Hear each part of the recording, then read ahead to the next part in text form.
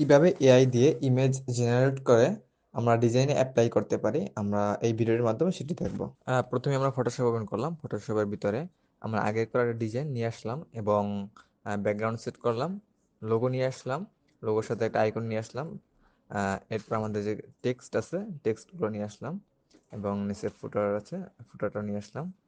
তো এটা আমি অ্যালাইন করলাম। এরপর আমাদের যে প্রাইজিং কার্ড আছে এটা নিয়ে আসলাম। এরপর আমাদের এই ডিজাইনের দরকার হবে একটি ইমেজ। তো আমরা ওই ইমেজটা এআই দিয়ে জেনারেট করব। খুব সহজে কীভাবে অল্প কিছু লেখার মাধ্যমে, অল্প কিছু প্রম্পট লেখার মাধ্যমে আপনি কীভাবে ইমেজ জেনারেট করবেন সেটা এখন দেখবো। সেই জন্য আমরা চলে যাবো ডিসকর্ড বা মিডজেনিতে, আপনারা যেটা চিনেন। তো এইখানে গিয়ে আমরা আমাদের প্রম্পট যেটা আছে ওইটা লিখবো। এখানে স্ল্যাশ ইমেজিং দিলে আপনি আপনার প্রম্পটটা দিতে পারবেন। আমি আগে থেকে এখানে লিখে রাখছি। তো আমি এইটা কপি করে জাস্ট এখানে ইমেজিং এর পরে আমি এটা দিয়ে দিব। প্রম্পটটিতে আপনি যা চাচ্ছেন সেরকম কিছু লিখে দিলে হবে। যেমন আমি চাচ্ছিলাম বাংলাদেশের একজন স্টুডেন্ট সামনের দিকে তাকিয়ে দাঁড়িয়ে থাকবে, এরকম কিছু। এরকম ছোট ছোট প্রম্পট দিয়ে আপনি সুন্দর সুন্দর ইমেজ জেনারেট করতে পারবেন। আপনি চাইলে আপনার মন মতো আপনি প্রম্পট সাজিয়ে নিতে পারেন। এখানে আপনি একবারেই যে আপনার পছন্দ মতো জেনারেট হবে এরকম না, আপনার 2-3 বার দেওয়া লাগতে পারে বা এর বেশি দেওয়া লাগতে পারে। এরপর আপনার ভালো ইমেজ বা আপনার পছন্দ মতো ইমেজটা আসতে পারে। দেখেন এগুলো জেনারেট করলাম মাত্র, এগুলো আমার পছন্দ হচ্ছে না, তো আমি আমার প্রম্পটটা আবার রিএডিট করে আবার দিচ্ছি। অনেক সময় দেখা যায় যে প্রথমবারই হয়ে যায়, তখন তো ভালো।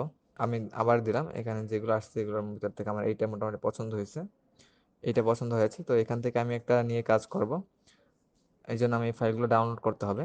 তো এখান থেকে আমি আমার ইমেজগুলা এখান থেকে আমি আমার ইমেজ ডাউনলোড করবো, এখান থেকে যে কোনো একটা ডাউনলোড করবো।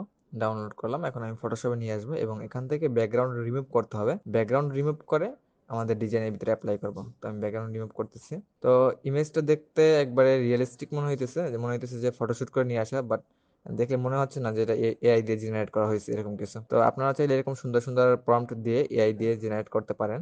ক্যামেরা র থেকে এখান থেকে কালারটা কারেকশন করে নিচ্ছি যাতে করে দেখতে আরো সুন্দর লাগে। আপনারা চাইলে সুন্দর সুন্দর ইমেজ জেনারেট করতে পারেন এআই থেকে। খুব ছোট ছোট প্রম্পট দিয়ে খুব সুন্দর সুন্দর ইমেজ জেনারেট করতে পারেন। তো আপনারা ট্রাই করতে পারেন আমার মতো। এই হলো আমাদের মেইন ডিজাইনটা। তো ভালো থাকবেন, আসসালামু আলাইকুম।